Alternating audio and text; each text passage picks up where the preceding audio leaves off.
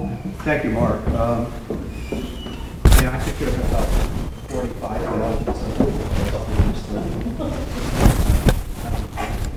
number.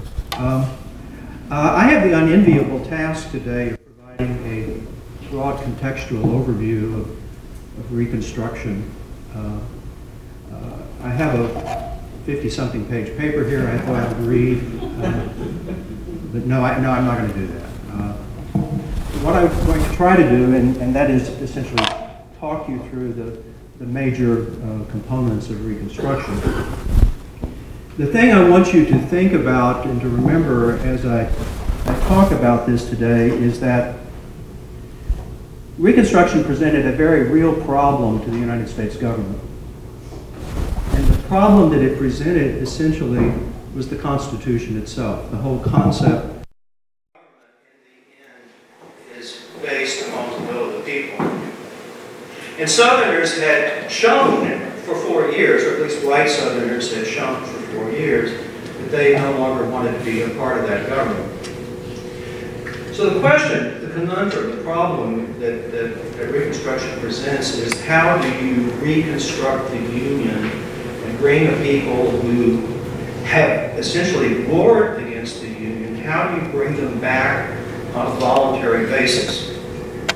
And I think that is the issue that creates many of the problems of Reconstruction, and in the view of some, ultimately leads to the failure of Reconstruction.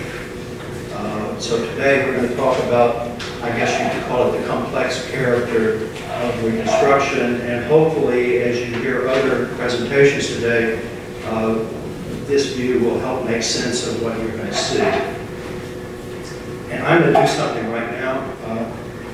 Take my coat off because my metal buttons keep clicking against the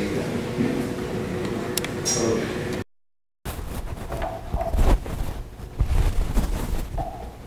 Reconstruction actually begins in 1863. By 1863, enough territory had fallen into Union hands that, for a variety of reasons, President Abraham decided to start trying to reconstruct the governments of the South. Now, he proceeded from a kind of special basis. Lincoln never really accepted the legitimacy of Reconstruction, of secession. He never really believed in legal secession. He believed that the states remained in the Union, that what had happened is state government had been taken over by disloyal individuals, and all that really needed to be done was that you had to get loyal people to swear an oath of allegiance to the United States, and when enough people did that, then the state could be restored to its normal relationship to the Union. In this particular case, essentially on December the 8th, 1863, Lincoln issues a proclamation that becomes known as the 10% program, the 10% plan. And the 10% plan was a very simple thing. Certain individuals were essentially excluded from an amnesty and pardon that were granted at that time. That was high Confederate officials, and most notably, individuals who had sworn an oath of allegiance to the United States and then joined the Confederacy. But it's a fairly simple thing. Almost everyone was granted pardon and amnesty, and all that had to take place was when 10%, this is always complex, when a number equal to 10% of the number of people who voted in the 1860 presidential election, when that number swore that oath of allegiance, they could have a constitutional convention, essentially rewrite the state constitution, put it essentially into coordination with what had happened politically in the United States up to 1863, and the state would be let back in the Union. Pretty simple program. And he applies it to 3 states. He applies it first of all to Tennessee, which had essentially never really successfully seceded for the most part. He applies it to Louisiana, and thirdly he applies it to Arkansas. So Arkansas becomes one of the first 3 states to be reconstructed. In January, there's a constitutional convention. The Constitutional Convention writes a new constitution, abolishes slavery, and then in March there's an election, and the new state government is created. It's a very simple thing. Now there's a problem. There's a problem with the 10% plan. There are an awful lot of people who, essentially in the North, particularly in Congress at this time, who simply weren't convinced that that number adequately expressed loyalty. And if you take a look, see, for example, even at the Constitutional Convention in Arkansas, you find that it does some things that raise suspicions that maybe this isn't quite right. Arkansas, say, for example, abolishes slavery. The president had suggested that perhaps these states should provide something for the freedmen, like maybe education. The Arkansas Constitution, except for ending slavery, simply provides nothing for the freedmen at all. Well, Congress looks at this, and we'll come back to what Congress is up to. Congress looks at this, but essentially lets it go. It lets these governments exist, but it doesn't admit representatives elected by these governments to Congress. Neither the people elected to the House of Representatives nor to the United States Senate are seated. So in a sense, these state governments exist, and yet on the other hand, they do not go back to their normal relationship with the Union. Lincoln, in fact, admits that this may just be one plan. It'd be kind of interesting to see how Reconstruction would have proceeded, except for the fact that, of course, Lincoln was assassinated, and with his assassination, a consummate politician is no longer there to carry out a program and to deal with a political party which has its own division within. Instead, Reconstruction is taken over. Oops, I'm sorry. Was taken over by President Andrew Johnson. Now, Andrew Johnson is kind of an interesting character. He was a Democrat, he wasn't a Republican. He's got a lot of different things going on.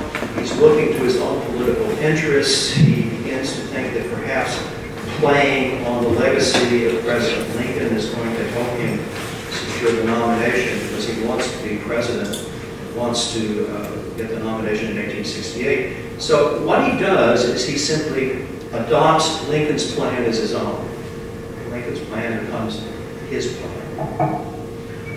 In May 29th of 1865, the war is essentially over, except for still some pockets of resistance in Arkansas and in Texas.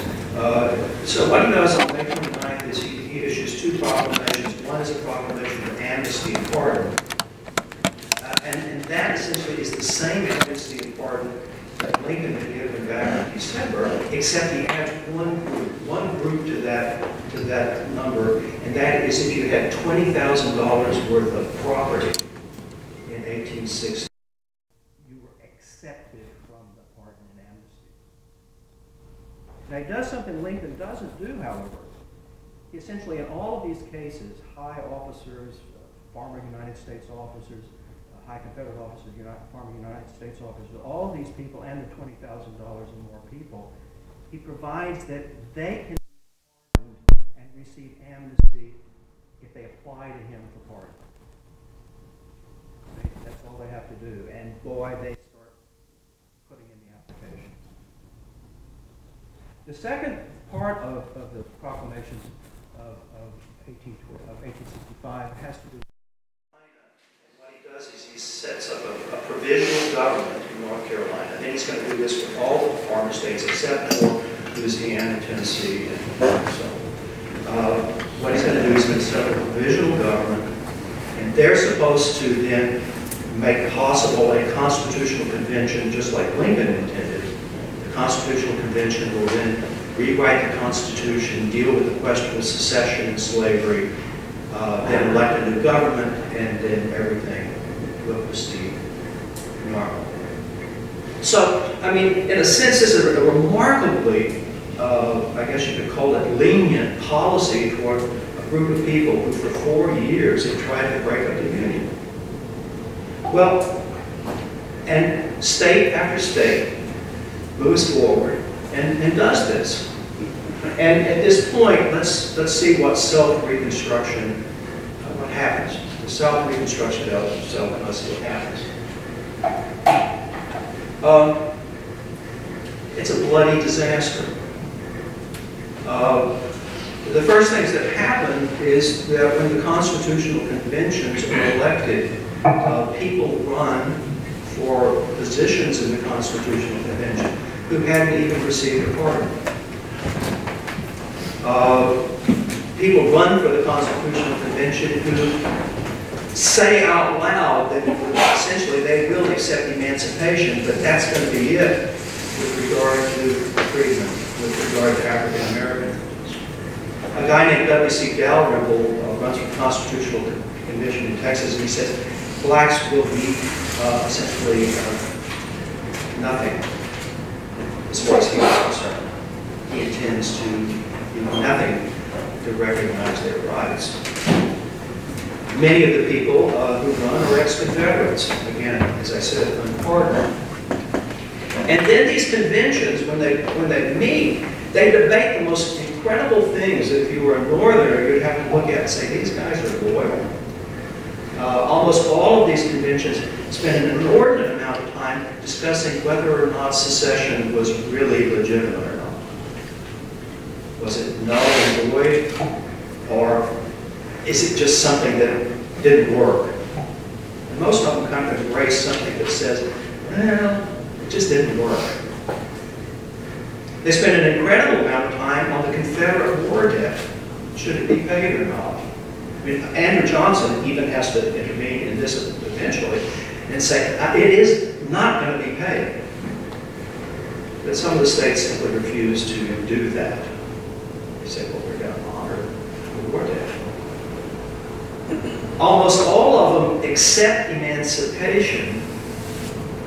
And by now, essentially, the nation's considering the 13th Amendment, but virtually none of them ratify the 13th Amendment, suggesting in fact, some people in these conventions still hope that they're going to be compensated for the loss of their slaves. Again, how loyal does that look? And then the elections are going. Every one of the states,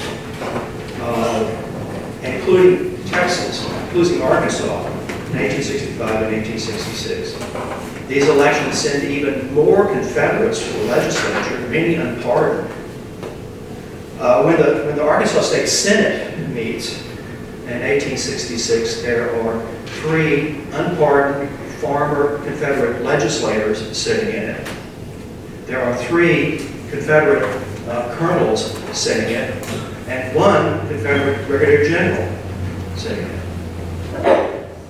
And then these guys move forward and essentially, again, kind of incredibly, the state of Georgia elects Alexander Stephens, the Vice President of the Confederacy, the United States Senate. If you take a look at that, where is the recognition that Lincoln had asked of loyalty? And the second thing that happens, and this becomes really much more complex, is how these legislatures deal with African Americans, with the freedmen. Almost all of them accept the end of slavery, but all of them pass laws forbidding the marriage of whites and blacks. All of them pass laws restricting, say for example, aspects of black freedom. Blacks are forbidden, say for example, from having weapons.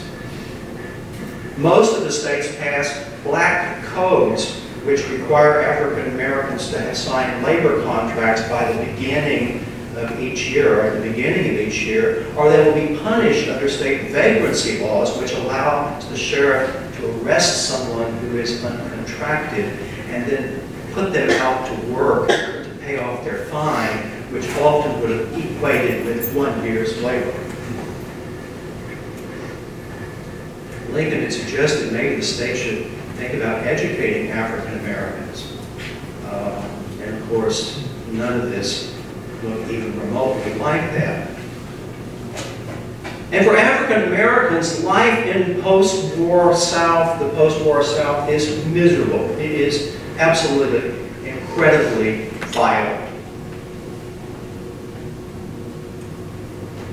They get caught up in an awful situation. They have no land, they have no resources. So for the most part, most of them simply have to go back to work right where they had been working, usually on a contract basis. The landowner has an interesting problem. He got back into cotton growing in 1865 thinking, wow, cotton prices are enormously high right now. So I'm going to borrow a lot of money, and then when the crop comes in the fall of 1865, cotton prices collapse and begin a collapse that continues into the 1870s. So every year they go in, they borrow money, and then cotton prices don't bring in what they thought it was going to do. And then what they do is they simply cheat their workers. Lots of different ways.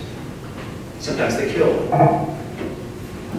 Sometimes they hire night riders to drive them off of the land. They've broken their contract, and so we don't have to pay them. Or simply cheat them. People who had been forbidden to learn how to read and write, certainly not do arithmetic throughout the annual period, had a hard time objecting to what the landowner said was their just due. And then, just to make sure African Americans stay in their place, there's just, I guess you could call it almost I mean, you got to kind of understand economic violence, but a lot of it's just, I guess you could say, racism. A black person walking down the street who doesn't get off the sidewalk when a white man approaches, that's good for a killer. And then if you're in the north, and you begin to get these stories, and then two events just kind of say what is going on in the South. May 1st through 3rd, 1866, there's a riot in Memphis. It starts with a confrontation between whites and blacks, and it's like so many of these riots in which the government, the Democrats who were controlled now, the conservatives, they look at it and say, well, the blacks started it. Well, the blacks may have started this, but what happens here is that there are 3 days of rioting in which a mob, led by the Memphis Police Department, prowls through the black neighborhoods of Memphis, burning houses, burning schools, burning churches, and killing people. And this riot started by blacks ends up with something on the order of 40 black people, 40 black men dead, and no whites. In New Orleans on July the 30th, 1866, there is an effort at having a new constitutional convention in New Orleans. And roughly the same thing happens.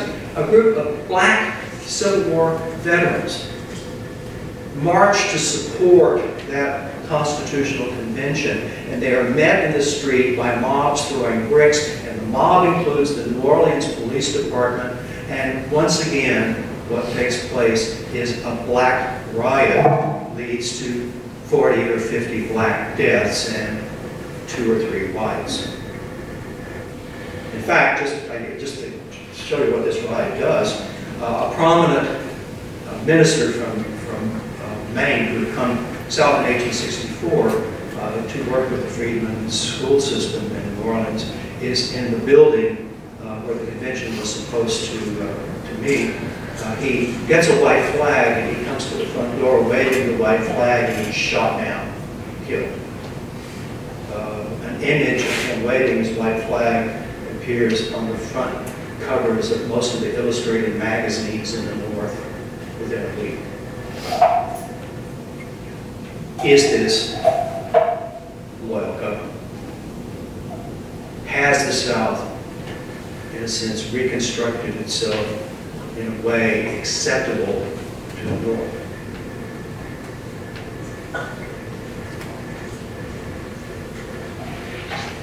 No. And the answer to that is no. Now, what's going to happen after that is, and again, I talked earlier about that constitutional limit, that whole concept of the basis of government. What's going to happen is, again, we're going to see a series of events take place in which at any point, the South could have been reconstructed. Had the South accepted if they even imagined that they needed to accept the result of the war, Reconstruction could have probably ended in 1866. Probably could have ended in 1866. But by the actions of these Confederate governments, these conservative governments, I'm sorry, neo-Confederate governments, what's going to take place is that's going to throw it all back on Congress, which is going to look at this and say this is a failure. And so what's going to take place is Congress is going to intervene again, but the question is how to intervene. Now, there are some people, including Congressman Thaddeus Stevens, who says, I know what we can do. Let's go in and territorialize the South. That would be a good idea. Essentially, we will just get rid of those states and force them essentially to rebuild themselves as territories. There will no longer be an Arkansas, a Mississippi, a Louisiana, a Tennessee. There will be a Southern territory, and then we will rebuild it. Let's also redistribute the land. Well, that's never going to go on over the majority. That would probably require an extended military presence. That's not something that most Americans would have willingly put up with at this time.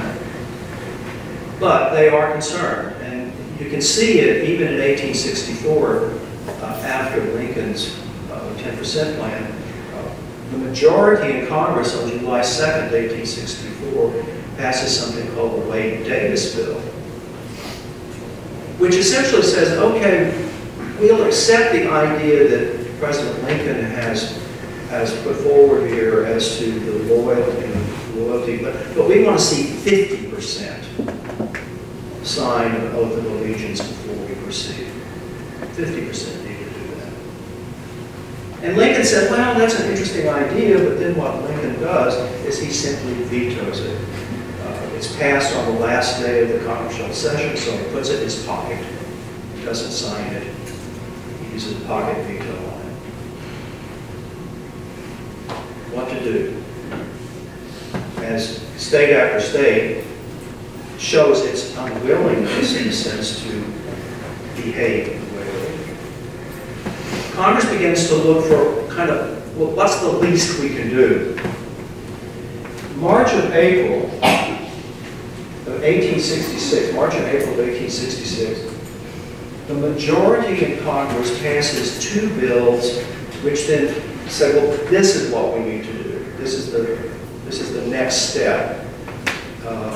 We still don't want to territorialize the South. We're not going to do that. But what we're going to do is we're going to essentially propose two other things. The first one is the passage of the Freedmen's Bureau bill on March 3rd. The Bureau of Refugees, Freedmen, and Abandoned Lands had been established back in 1865, in the spring of 1865, and it was tasked with a lot of different things. Typical government. You're supposed to do all these things, but we're not going to provide enough money or personnel. We're just not going to give you what you need. It was supposed to take care of refugees. It was supposed to supervise land that had been seized from foreign Confederates. But thirdly, it was supposed to help the freedmen make an adjustment to freedom. Now that included the creation of courts to which the freedmen could go to work out, in a sense, their relationships with their employers. There's no trust in the civil courts. The civil courts don't even really exist in 1865. 1866, they have shown themselves not capable really of respecting any rights of blacks. And so what happens here is the Freedmen's Bureau bill is passed, and it extends the life of the Freedmen's Bureau. And it tasks the Bureau now with further things to do, including see to the education of the freedmen. If you're familiar with the Freedmen's Bureau, that that means very often that the Freedmen's Bureau teachers teach them essentially morality and how to get to work on time. It wasn't a raw liberal arts education. But it was pretty simple. And then secondly, they passed the Civil Rights Act of 1866, which is a revolutionary law. Because for the first time in American history, Congress establishes American citizenship, United States citizenship. It had not existed. If you were a citizen prior to 1866, you were the citizen of a state. You were a resident of the United States, but you were a citizen of the state. The Civil Rights Act of 1866 essentially establishes American citizenship. If you were born in the United States, you were a citizen of the United States, regardless of any previous condition. And what the Civil Rights Act also does is essentially names the rights that you have. And one of them is the right to equality before the law. Protection in the law and equality before the law. So this solves the problem, right? No. Andrew Johnson, who by this time has gone sideways with Congress and is essentially already running for president in 1868, suggests perhaps that these men are radicals that are proposing such a thing and they ought to be killed. And in fact, in 1866, he actually goes out on a great swing around the circle in which he campaigns against any Republicans supporting such programs. It turns into a bloody disaster for him, the swing around the circle. Essentially, he can't get away with his stuff because the telegraph and modern communications makes him know pretty quickly that he's got a set-piece speech, and so when he goes to the next town, they already know what he's going to say, and the crowds gather and make fun of him. And it's kind of interesting, as the crowds make fun of him, he just gets more irritable and angrier and wilder, and goes home in disgrace and on his way to impeachment.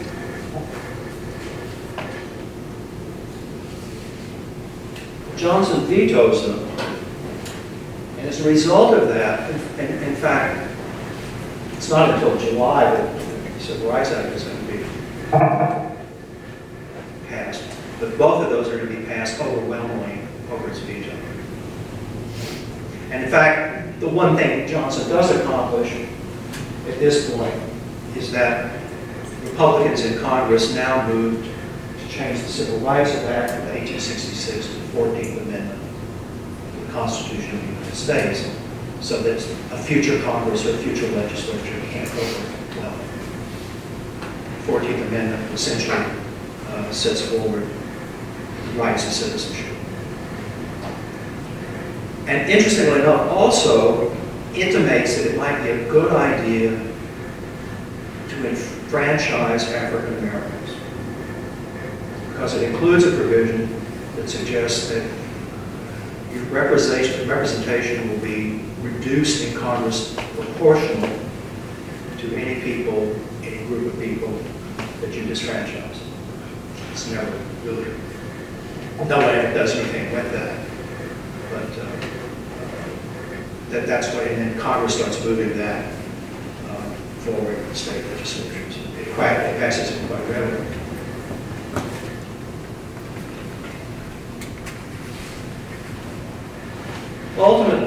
Ultimately though, none of this seems to work. The president's veto certainly messes all of that stuff up.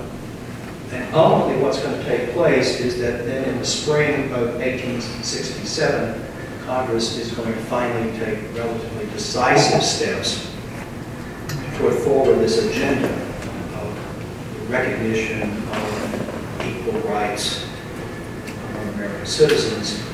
And that's when Congress is going to pass the first Reconstruction Act in March 1867. Johnson is going to veto this. They're going to overwhelm the veto. They're going to pass it over to veto that day. As soon as they get the message, they immediately pass it over. Now this is the introduction. This is going to be the end of presidential Reconstruction and the beginning of what we sometimes call congressional Reconstruction. This particular act. It's at this point, again though, if you think about it, there's still this element of self-reconstruction involved. The first Reconstruction Act divides the South into 5 military districts. Arkansas, for some reason, I guess Arkansas is always associated with Mississippi. Arkansas gets connected with Mississippi in the 4th military district. But it's not really military government in the classic sense. The military doesn't come in and bring large numbers of troops and enforce the law and all that sort of thing. In fact, the Army has been downsized at this point. As soon as anyone gets in command in one of these districts, they get moved on out. Soldiers are going home. The Freedmen's Bureau is beset by that constantly. There's no anything going on. But the military districts, the commander of the district got one major job, and that's to supervise the giving of oaths of allegiance to the government. Again, there's not any real exclusions here. In fact, thousands of former Confederates are going to sign up. They're going to register to vote. Turns out they're not going to vote. They do sign up to vote. So there's no massive disfranchisement that takes place. The enrollment of voters is intended to prepare the way for another constitutional convention. This time, the southern states are supposed to ratify both the 13th and the 14th Amendments. But this self-reconstruction thing, this is the cool thing about it. This act raises for the first time the question, I think, of who are the people upon which government should be based. Who are the people? Who are the American people? And up to this point, when we talk about American government, we're talking about American government is based on white adult men, not women. Native Americans, they're excluded from the whole thing. But the first Reconstruction Act changes all of that and essentially says this vote is going to include adult African Americans. They will be part of the political people. They are part now. When we talk about the people, they become part of the people. And just to make all this even clearer, Congress begins to move forward with the 15th Amendment, which essentially guarantees the franchise to all citizens. In a sense, I think right here we see something, again, I said revolutionary when I talk about the Civil Rights Act. I think it's revolutionary in a lot of ways. I think the critical thing that we see here, though, is that we see the creation of real nationalism. This is the development of the modern nation state. And so governments are created. Southern Republicanism, traditionally known as scalawags, carpetbaggers, and of course blacks, get a really bad reputation. It's undeserved. Essentially, most of the scalawags turn out to have been people who were of some import before the war. They're not a bunch of ne'er-do-wells who come up and take advantage of congressional intervention. All these evil carpetbaggers who are supposed to be down here taking advantage of the South turn out actually to be fairly decent people. Governor Powell, the man who's elected governor in Arkansas, Powell Clayton, he didn't come down here to take advantage of Reconstruction. He had been here during the war. He liked the place. He married a woman from Phillips County, bought a plantation in Jefferson County, and say, he began to become concerned. And the people that have the worst rep, I think, in many respects, are blacks, who are considered to be, in the traditional story, ignorant and manipulated by these white ne'er-do-wells. In fact, what we have are large numbers of African Americans who are as educated as they can be. Most have learned how to read and write, even as slaves, which would have been an incredibly difficult task to have been accomplished. And they do know what their self-interest is. They are now part of the people, and they understand that the government ought to be working for them as well. And so they have constitutional conventions. They are loyal. They adopt the amendments. They, for the most part, challenge the state in many different directions to provide equality of opportunity and law. And if you take a look at the state governments, in every one of the southern states, you see almost exactly the same thing. You see almost exactly the same thing. They create public schools, public education facilities. Most of the states create law enforcement of some sort to protect people, expand the judiciary. They also, interestingly enough, look toward economic development. Now, I think you can see a problem right up front here that's going to happen here, is the schools they create are segregated. Schools for whites and for blacks. So in a sense, what they're creating are two separate school systems. They're going to provide aid to railroads. Well, railroads can suck up a lot of money. The question is going to be who's going to pay for that? Who's going to pay for it? Are the old landed planters who still own their land? That whole idea about they all lost their land has been logical. They all hold onto the land. They're not going to be happy with any of this. James McPherson, one of the most prominent civil war historians, however, has called these governments, these constitutions, some of the most progressive ever existed in the United States. Well, they're not going to like that. And we're coming to a quick end here. And the end is quite simple. That how do you deal with this new people? If you're one of those old landowners, or if you're a businessman who doesn't want to pay the taxes, how do you deal with it? Well, first of all, you create carpetbaggers, scalawags, and blacks. You create a stereotype of leadership that claims that the other side essentially is corrupt and evil. Now, there was corruption. There was corruption. But incidentally, corruption in government in the United States was rampant in the 1830s, the 40s, the 50s, the 60s, and the 80s and 90s, and maybe today. I don't know if there's corrupt government anymore. You delegitimize. But the other thing, and this is the most frightening thing, is when you delegitimize your opponent, you also open up the opportunity for people to be violent against them.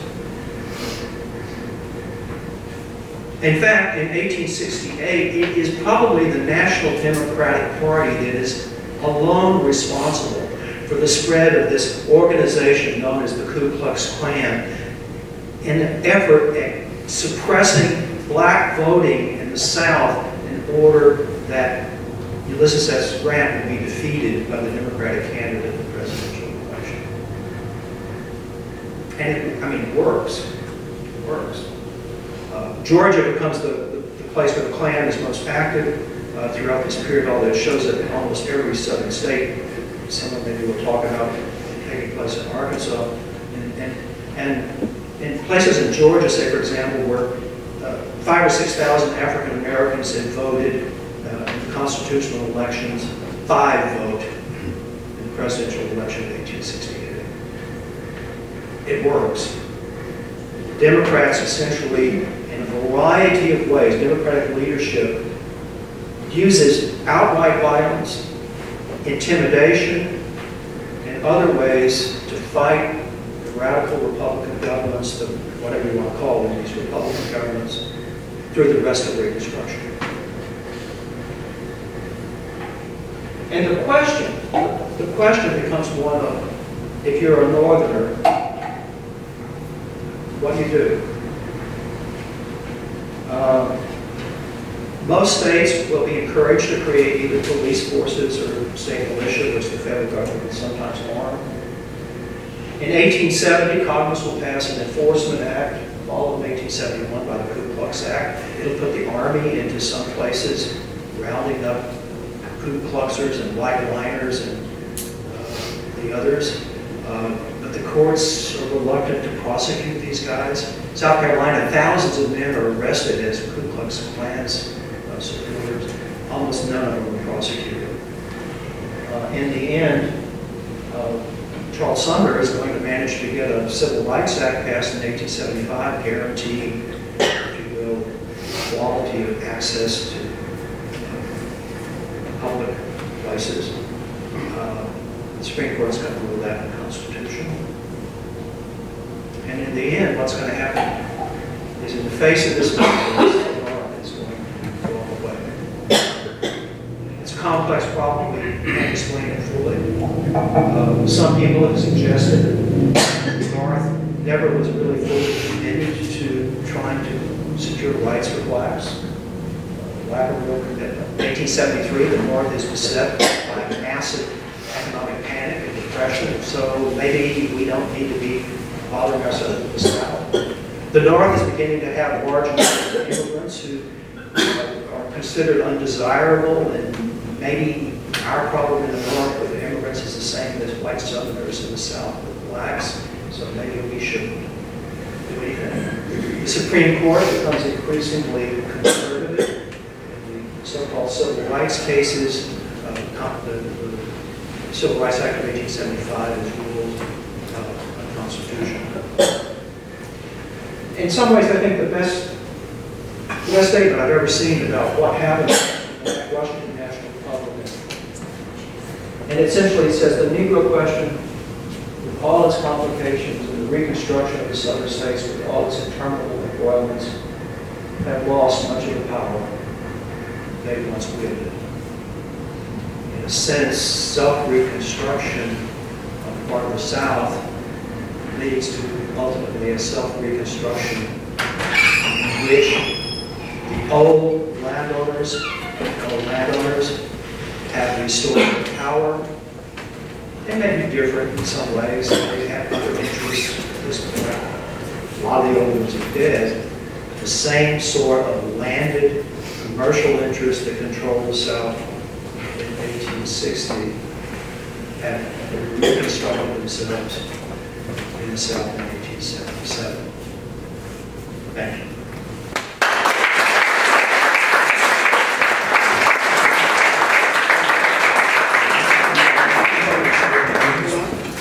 I was told I could give him a strong question. I wish I had heard 48 pages. Yes. You talked about during the self-reconstruction period, were there any of the Southern governments that were moderate in some way? In other words, were there any kind of rights for former slaves, like allow them to vote at all? No.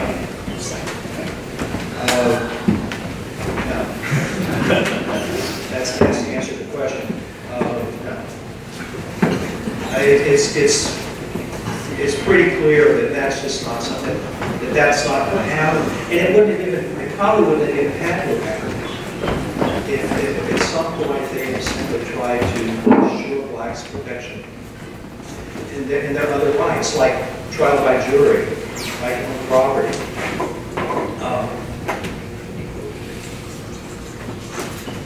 Justice in the court system.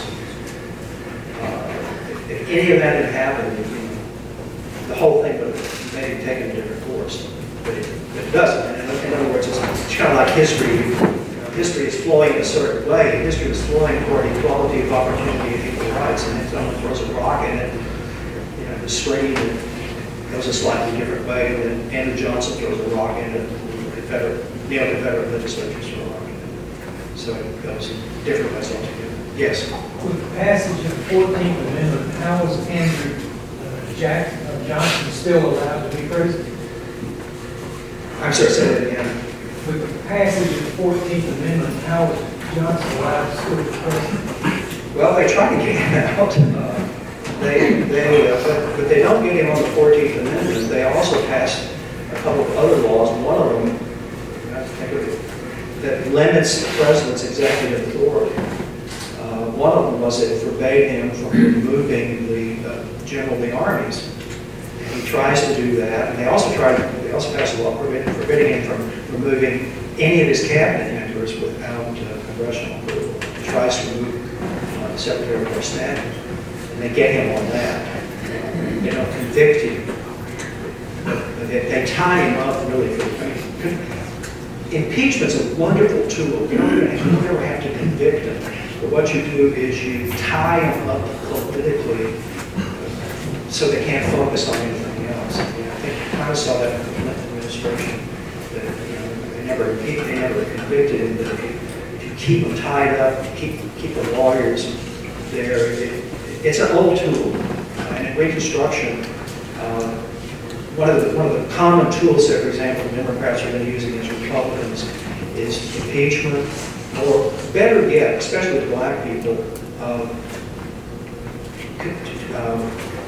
charging that they have broken the law, like that they have been married to two different women. Well, yeah, they have a slave wife and a free wife. Well, is that really bigamy or not? But it doesn't matter if you ever convict anyone. You take them to court, you keep them in court, and log them down. So, no, he survives that passage of 14. I mean, it doesn't really do anything to him other than his political power. Yes? As you describe this, I get this eerie feeling that a great cycle is recurring today. You know, when I was putting this lecture together, I was struck by the parallels at times. I would be reluctant. I mean, it's a whole different thing in some ways. But every once in a while there's just something that, like, oh wow, Congress and the President don't get along. Congress starts limiting the power of the presidency, things like that. But yeah, I wouldn't go very far with that. But the border repression issues, the dissenting in the Supreme Court and the other courts to try to reduce rights and restrict rights and access, a lot of these things appear to be very familiar. Well, yeah. But again, I think if you take a look at the grand scope of American history, I think we've been in a remark. I think most of us, I don't know how I live the rest of you, I'm born now. I think people who grew up in the 50s, 60s, and 70s saw this remarkably different America in terms of rights and the effort at expanding rights and that sort of thing. But I think that's not been always the case in American history. If you go to the 1850s, there was an effort at suppressing votes and suppressing immigration and all that sort of thing. So we just go through these grand cycles. Anyway, one more question. Just a quick one, just to clarify for me, there were some references in your written material toward democratic actions in the South, or Democratic, you're talking about the Democratic Party. Democratic Party. It was the Democratic Party. Oh, okay. It was not the Democratic Party. It has not become the Democratic Party until 10 years ago. Okay, thank you very much.